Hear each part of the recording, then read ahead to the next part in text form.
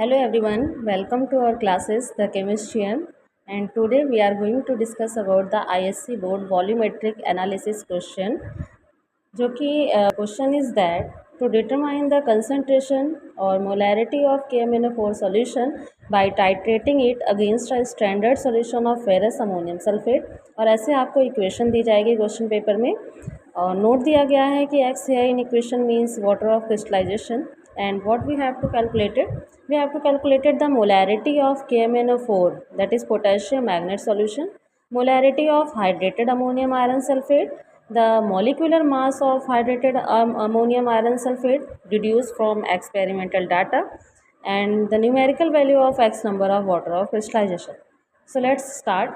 First of all, when we started the volumetric analysis that is titration, हम सभी लोगों को दो तरह के सॉल्यूशन बनाने पड़ते हैं और हमें दिया रहता है वो C1 और C2 के फॉर्म में। तो पहला सॉल्यूशन हम C1 बनाते हैं और दूसरा हम C2 बनाते हैं। आपके क्वेश्चन पेपर में कुछ भी यहाँ पर आइडेंटिफिकेशन दी रहेगी सॉल्यूशन की, हम यहाँ पर C1 और C2 लेते हैं और यहाँ पर आपको जो C1 और C2 है उसके अमाउंट भी दिए रहेंगे कि तो हम यहाँ पर ले लेते हैं KMnO4 का करना है हमें, तो ये KMnO4 दिया गया है और हमने लिया है इसका वेट, हमने दो सॉल्यूशन लिया है C1 और C2।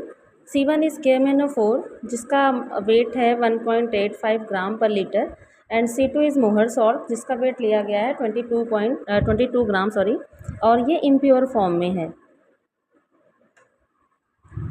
अब इनके सॉल्यूशन बनाएंगे तो जो KMnO4 का सॉल्यूशन होता है, KMnO4 का सॉल्यूशन इसे पर लीटर वाटर में डिसॉल्व करके बनाया जाता है और सॉल्यूशन बी का एक स्टैंडर्ड सॉल्यूशन बनाया जाता है। स्टैंडर्ड सॉल्यूशन की वीडियो आपको मिल जाएगी।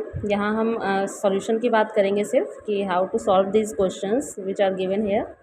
सो लेट्स स्टार्ट।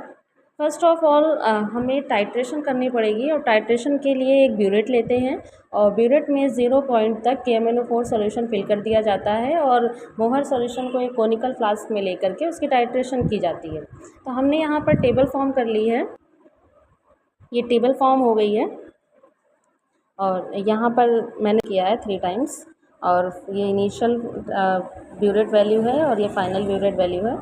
ये KMnO4 जितना यूज़ हुआ है क्योंकि मैंने बार बार 0 तक फिल करके उसका टाइट्रेशन किया था। आप लोग जहाँ से फिल करके उसका टाइट्रेशन करेंगे उससे आपको उतना ही माइनस करके लिखना होगा, बट मैं यहाँ सजेस्ट करूँगी कि आप ब्यूरेट को हर बार 0 तक फिल करके फिर से टाइट्रेशन वैल्यू करिए तो वो आपके लिए ज़्यादा सही होगी।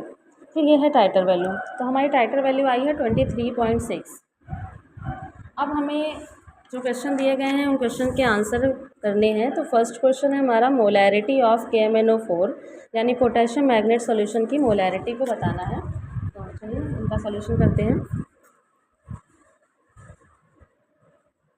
फर्स्ट क्वेश्चन, तो molarity of KMnO4 strength upon molecular mass. Strength हमें गिवन है और मॉलिक्यूलर मास भी हम कैलकुलेट कर सकते हैं। इनका मॉलिक्यूलर मास है 158, स्ट्रेंथ हमें दी गई है 1.85 और मॉलिक्यूलर मास दिया गया है 158। अब इन्हें कैलकुलेट करेंगे तो इन्हें कैलकुलेट करने पर जो वैल्यू आएगी वो होगी 0.01170। ये दिया रहता है कि आप डेसिमल के 4 डेसिमल पॉइंट तक आंसर निकालिए, तो हमने यहाँ पर 4 डेसिमल पॉइंट तक आंसर कैलकुलेट किया है। तो ये आ गया है फर्स्ट क्वेश्चन का answer, the molarity of KMnO4। Second question दिया गया है हमारे पास molarity of hydrated ammonium iron sulphate, इनकी वैल्यू कैलकुलेट करते हैं। तो ये हमारा जो था ये क्या था, C1 था, तो आप यहाँ पर इसको C1 भी लिख सकते हैं, C1 डिनोट कर सकते हैं। अब सेकेंड आंसर का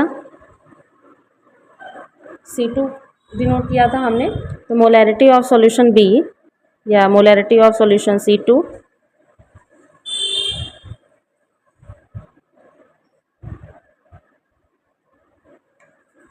इन्हें कैलकुलेट करेंगे MaVa upon MbVb where M for C1 solution and MbVb for C2 solution is equal to moles of A upon moles of B। अब इनकी वैल्यू यहाँ पुटअप करेंगे। ये वैल्यूज हम रख देंगे सारी। M A molarity of a solution वो हमने कैलकुलेट की है, वो रखेंगे। वी ए इज़ द जितना वॉल्यूम यूज़ हुआ है KMnO4 यानी ब्यूरेट में, वो रख दिया। फिर ये है N B is a moles of Mohr salt. यहाँ पर कितने यूज़ हुए हैं, तो यहाँ पर 10 मोल्स है मोहर सॉल्ट के, तो वो हमने 10 रख दिया है। वी बी है जो भी आपकी पिपेट की स्ट्रेंथ होगी, पिपेट 25 ml के लिया है तो वो हमने यहाँ पर 25 रखा है। आपकी 20 ml की हो तो आप 20 भी रख सकते हैं, बट ISC बोर्ड में 25 ml प्रिस्क्राइब किया जाता है तो इसलिए मैंने 25 लिया है।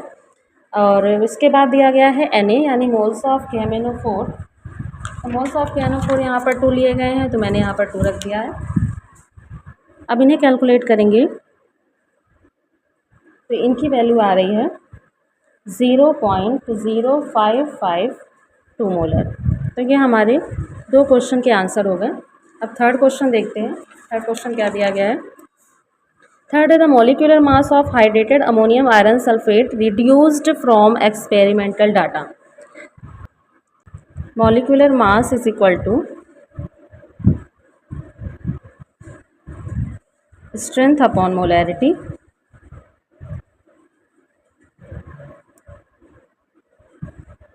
मॉलिक्यूलर मास जितना रिड्यूस हुआ है तो हम यहाँ लिख देंगे रिड्यूस्ड मॉलिक्यूलर मास। तो रिड्यूस्ड जितना हुआ है स्ट्रेंथ हमें दी गई है KMnO4 स्ट्रेंथ हमें दी गई है मोहर सॉल्ट की, जो कि है 22 ग्राम हमने लिया हुआ था, ये हमें पेपर में भी दी रहेगी इसकी स्ट्रेंथ। और मोलैरिटी अभी हम लोगों ने कैलकुलेट कर ली है तो इनकी वैल्यू यहाँ पर रखेंगे 22/0.0552। और जब इन्हें कैलकुलेट करेंगे तो यहाँ पर आ जाएगा 398.5505 ये हो गया मॉलिक्यूलर मास यानी रिड्यूस्ड मॉलिक्यूलर मास। कितना मॉलिक्यूलर मास इनका रिड्यूस हुआ। ये थर्ड क्वेश्चन के आंसर हो गए। अब हम फोर्थ क्वेश्चन के आंसर कैलकुलेट करते हैं। फोर्थ क्वेश्चन दिया गया है the numerical value of x number of water of crystallisation, यानी यहाँ पर जो ये 10x दिया गया है हमें इस x की वैल्यू कैलकुलेट करनी है। तो चलिए x की वैल्यू कैलकुलेट करते हैं। हम जब इतने फॉर्मूले का मॉलिक्यूलर मास कैलकुलेट करेंगे तो हमारे पास आएगा 284। आप लोग कैलकुलेट करके देख लीजिएगा। तो इनका मॉलिक्यूलर मास जो ओवरऑल मॉलिक्यूलर मास अभी हम लोगों ने थर्ड क्वेश्चन में निकाला था, ये इक्वल कर देंगे हम इनके मॉलिक्यूलर मास के। यहाँ पर आ जाएगा 398.5507 इज इक्वल टू 284 + 18x किया है, क्योंकि H2O का जो मॉलिक्यूलर मास होता है वो 18 है और यहाँ पर x दिया गया है तो x से मल्टीप्लाई कर दिया है। अब इन्हें सॉल्व किया जाएगा तो हो जाएगा 18x इज इक्वल टू 398.5507 - 284। यहाँ पर जो ओवरऑल वैल्यू आएगी 18x equal to 114.5507 and x is equal to 114.5507 divided by 18 and x की जो कैलकुलेटेड वैल्यू आएगी वो आ जाएगी 6.3639। अब अगर हम इन्हें अप्रॉक्स में लिखना चाहें तो हम x की वैल्यू 6 ले सकते हैं, यानी जो x की वैल्यू है वो 6 आ जाएगी। तो ये हमारा पूरा सॉल्यूशन हो गया ISC बोर्ड वॉल्यूमेट्रिक एनालिसिस का। तो फर्स्ट का सॉल्यूशन ये हमने देख लिया है, सेकंड का सॉल्यूशन ये है, थर्ड ये है एंड फोर्थ अभी हम लोगों ने किया है, इसमें x की वैल्यू हम लोगों ने कैलकुलेट की है। आई होप ये वीडियो आप लोगों के लिए हेल्पफुल रही होगी। Keep learning. Thank you.